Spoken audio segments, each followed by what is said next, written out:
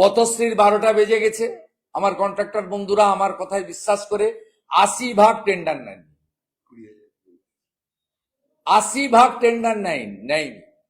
তারা জানে মেরে ফেলেছে। আজকেই পাবলিক হেলথ ইঞ্জিনিয়ারিং এর গোটা রাজ্যে ঠিকাদাররা কাঁদছে, সব জায়গায় ধর্ণা দিচ্ছে, সর্বনাশ করে দিয়েছে। কোন ঠিকাদারের কোনো অস্তিত্বই নেই, শেষ করে দিয়েছে। অজস্র মিথ্যা কথা বলে, যে সুপ্রিম কোর্টেও মিথ্যা কথা বলে দিয়েছে। এটা আমরা ছাড়বো না। মাননীয়, আপনি রেডি থাকুন। কোর্ট কন্টেম্প পিটিশন আমরা করব। আপনি ভালো করে জানেন যে এগুলো নিয়ে আমার লড়াই করার অতীত ইতিহাস। আমি এটা ছাড়বো না, আমি এটা পেয়ে গেছি। বাকিটা আপনাদের যদি প্রশ্ন থেকে করুন, আমার এখানে কাজ আছে। আপনি এখানে মুখ্যমন্ত্রী যাকে ইনচার্জ করে এনেছেন, তিনি পুলিশের ইমেজ বিল্ড আপ করার তো মরিয়াব চেষ্টা করছেন, ঘোরাঘুরিও করছেন, আমাকে দেখা যাচ্ছে বিভিন্ন জায়গায়, খেলা মেলাতেও যাচ্ছেন, নরনারায়ণ সেবাও করছেন। তা উনাকে প্রশ্নের করুন, কারণ উনি একটা কি টোল ফ্রি ইত্যাদি কি চালু করেছেন। উনি পারবেন তো টাচ করতে?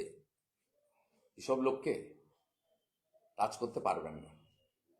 আজকে যিনি সুপ্রিম কোর্টে গেছিলেন এই জেলাতে আবার ঢোকার জন্য, তৃণমূলের উপপ্রধান কুরবান সার হত্যাকারী, সুপ্রিম কোর্ট ছুড়ে ফেলে দিয়েছে, ওনার ক্যাপিটাল কেস ছুড়ে ফেলে দিয়েছে। এদের তো পুলিশ দেওয়া আছে সঙ্গে, যার নাম বললেন তার সাথে তো 2, 3, 4টে স্টেট গভর্নমেন্টের পশ্চিমবঙ্গ পুলিশের সিকিউরিটি দেওয়া আছে। পুলিশের মাধ্যমে পুলিশেরই উত্তর দিতে হবে। আমাদের এদেরকে আমরা পঞ্চায়েত হওয়ার যোগ্যতা নেই, এদেরকে আমরা মশা মাছি বলে মনে করি।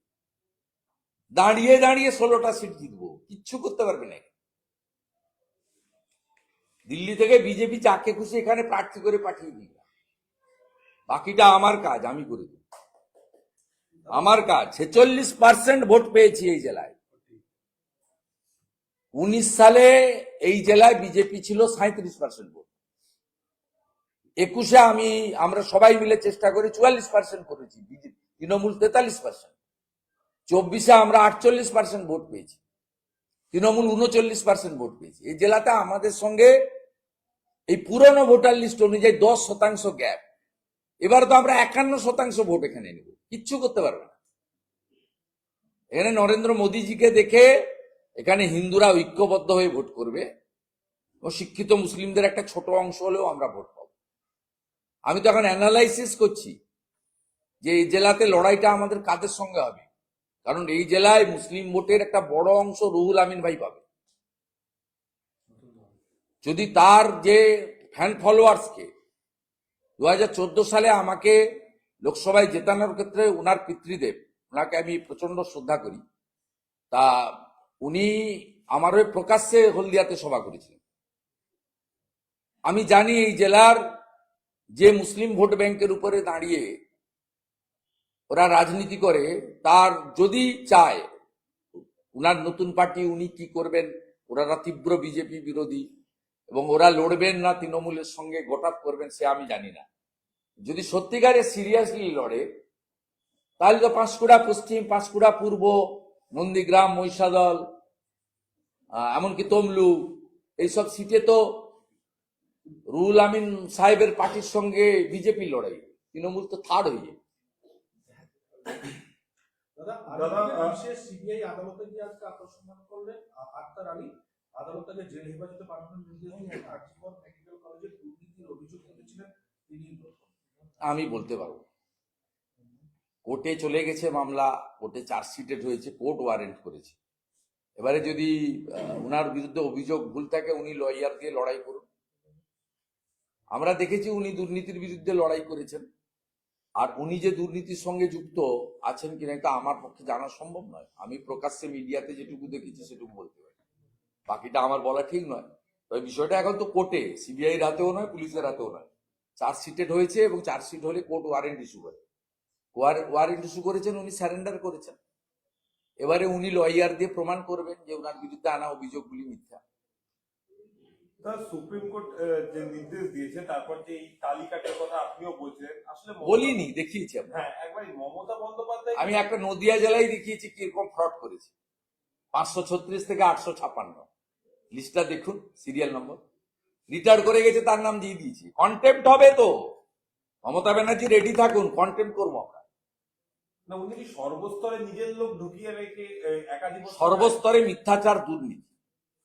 অগস্টের মধ্যে বাড়ির এপ্রিল থেকে লকের পর হুমায়ুন কবিরের মেয়ের যে শ্বশুর বাড়ি রয়েছে সেখানেও এরকম ভাবে জমি জমা তারা কোনোটি ব্যাংক অ্যাকাউন্ট ফ্রিজ করা হয়েছে। হুমায়ুন ও তার দু মেয়ে তারা বলছে যে তারা তো তৃণমূল ওই চ্যাম্পিয়ন এসপি পাঠিয়েছে, ওনাকে পাঠিয়েছে এগুলো করার জন্য। ওনাকে গ্যারেজ করে দিয়েছিল, সিআইডি না কোথায় ঢুকিয়ে দিয়েছিল। ও মনে হয় বলেছে যে ওকে টাইট করে দেবো। ও করুক, হুমায়ুন সাহেব তার লড়বে, আমাদের কোনো স্টেক নেই।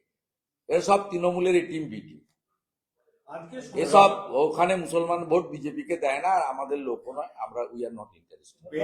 ওগুলো সব মিম বলুন আর হুমায়ুন বলুন, সব সব তৃণমূলের টিম বি টিম। ওদের সেকুলারিজমের নামে মৌলবাদকে স্থাপন করা গ্রেটার বাংলাদেশের এজেন্ডা, আর অন্য কিছু না। তো নিজেদের লড়াই নিজেরা করুন, আমাদের এর থেকে দূরে রাখুন। দাদা, অগস্টের বেলডাঙ্গার ঘটনায় যে এনআইএ তদন্ত হয়েছে তাতে ইউএপিএ ধারার কথা বলা হয়েছিল, সেই ইউএপিএ ধারা যাতে সরিয়ে দেওয়া হয় তার জন্য রাজ্য সরকার সুপ্রিম কোর্টে যাবে। রামনবমীর মামলা নিয়ে আপনার কি মনে নেই?